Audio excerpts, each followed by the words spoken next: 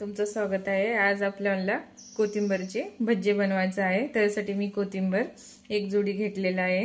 ह्याला बारीक चिरून घेतलेली, स्वच्छ 2 पाण्याने धुवून घेतलेला आहे। आता आपल्याला याच्यामध्ये बेसन पीठ 1 वाटी, पाव वाटी तांदळाचं पीठ, तर आपल्याला थोडंसं ओवा असं चोळून घालायचं आहे। 2 चमचे पांढरी तीळ,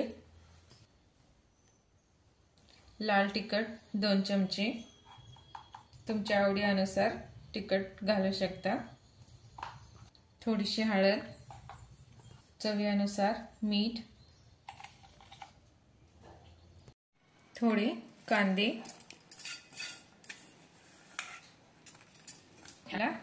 अर्धा चमचा सोडा। आपल्याला हे चांगलं मिक्स करून घ्यायचं आहे।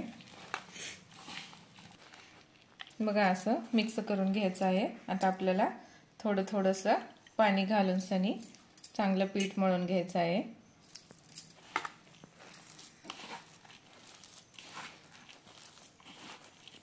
बघा असं घटसर आपल्याला पीठ तिंबून घ्यायचं आहे।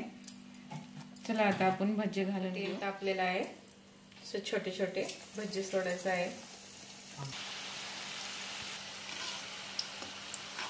बघा असं आपल्याला चांगलं लालसर तळायचं आहे। बघा असं लालसर तळलेलं आहे। आता आपण ह्याला काढून घेऊ। वडे असं झटपट बनवू शकता। रेसिपी आवडल्यास लाईक करा, सबस्क्राइब करा, कमेंट करून सांगा की तुम्हाला आमची रेसिपी कशी वाटते।